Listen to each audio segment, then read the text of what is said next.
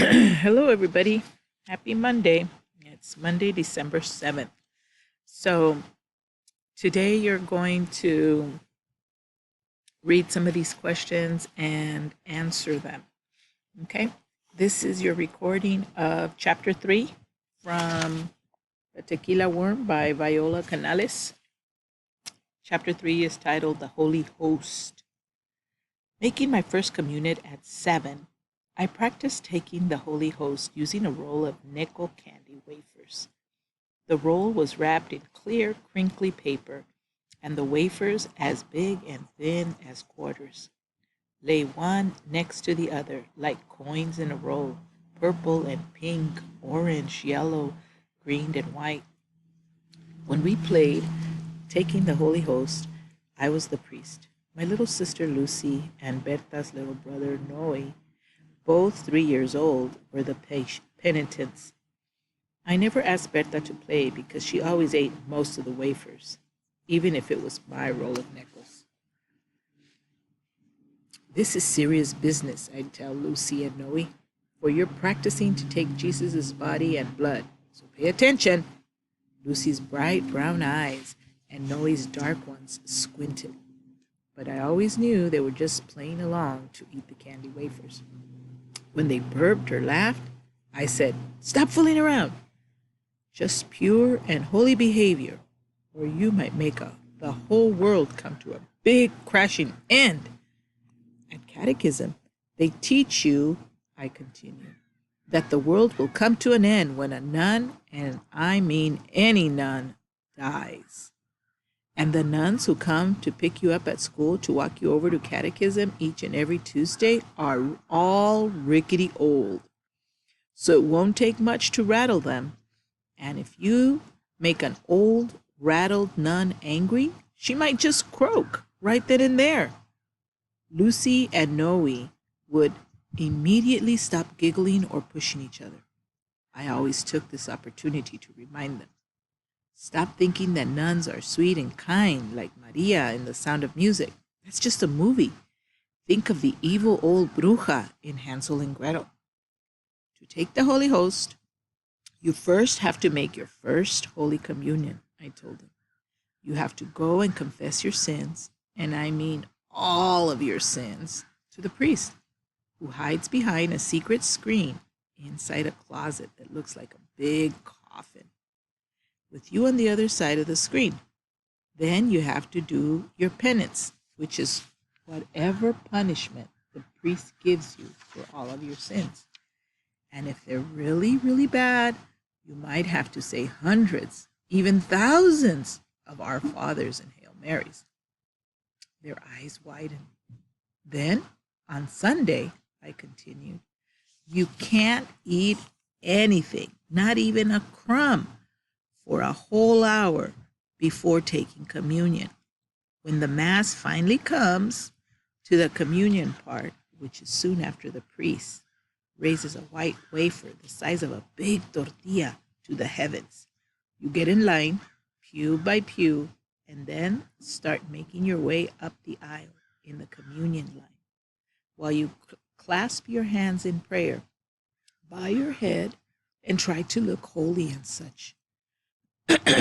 And when you finally get to the very front of the altar and find yourself smack in front of the priest, who is holding a big golden goblet full of Holy Host, you close your eyes, stick out your tongue.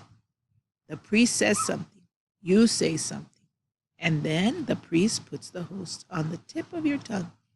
Then you quickly slip your tongue back into your mouth and head back to your pew, where you kneel and hold your hands in prayer and look holy. Now listen, it's very, very important that you let the host dissolve in your mouth. You can't start chewing it like a piece of pork or something. Remember, it's Jesus' body and blood. And never, never can you stick out your tongue to show the host to anybody, much less touch it. But why not? Lucy asked, her little round face serious. Because it's holy, I said. But what happens if you accidentally bite it? Or you trip and it just pops out of your mouth? Noe asked, scratching his head. You die and go to hell. Right then and there. Or when you get old? Right then and there. The ground opens up and swallows you whole. But why? Lucy asked. Because it's holy. And that's what I've learned in catechism, I said, more and more annoyed. I took all the white wafers from the Necco roll, put them inside a big yellow cup, and practiced giving Lucy and Noe, the host, until all the white wafers were gone. I then ate all the others. Weeks after taking my Holy Communion, I was standing in the communion line, my head bowed, my hands folded in prayer.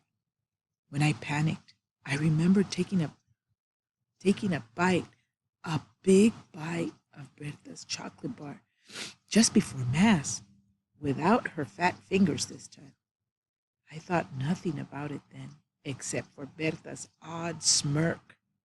I secretly glanced at my Timex watch, a communion gift from my parents. It was less than an hour since I'd taken the bite. Oh no, what do I do? I couldn't take communion now. I should just get out of line and sit down. But what would people think? It would be a sign that I'd done something really, really evil. I started sweating. My clasped hands trembled as I moved farther and farther up the communion line towards the priest, holding his big golden goblet. Since he was God's representative, he knew. He'd just know a whole hour hadn't passed when he got to me. Then it kicked in. This might even be the death of me. It could be that the earth would open up the very second the priest put the host on my tongue. My breathing got faster and faster. When I looked up, I found myself smack in front of the priest. I stood frozen, looking at my warped reflection on the shiny golden cup. The body of Christ, the priest said, but nothing came out of me. The body of Christ, he repeated, which was my signal to say amen, to open my mouth and stick out my tongue. I just stood there, stunned. I desperately wanted to open my mouth, not to say amen, but to tell the priest, I can't say amen because I won't. I don't want to die. I felt the host moving, being shoved into my mouth. I felt myself being pushed to the side. I felt the host being shoved into my mouth and felt myself being pushed to the side, with the host still hanging partly out of my mouth. I quickly brought my hand up and secretly slipped the wafer into my shirt pocket. I hurried back to my pew, went through the kneeling and the praying, but there was no way to fake looking holy. As I knelt, I looked at the corner of my eyes to see if anyone knew I was carrying Jesus' body and blood in my pocket. When I finally got home, I said, I'm not feeling well. I'm going to go lie down. I changed into a t-shirt and carefully hung up my shirt, making sure the Holy Host was still safe inside my pocket. I said no to lunch and later to dinner, even after Mama fussed and prepared my favorite dish, a big batch of cheese enchiladas. She came and sat down on my bed. Her light brown hair smelled like a flower, and she wore a bright yellow dress. She looked at me with her big brown eyes, like Lucy's. She felt my forehead. No fever, but you look gray. And you always look gray when you're hiding something. Sophia? I shook my head until I couldn't keep it anymore. I burst out crying. I don't want to die. I don't want to be swallowed up by the ground. I finally told her in fits and starts and hiccups what had happened. Mama went to my closet and got my shirt. Mama, don't look in the pocket. You could die too. She took the shirt, still in the hanger, to the next room. When she came back, she said, I called the priest and he wants us to come over right away.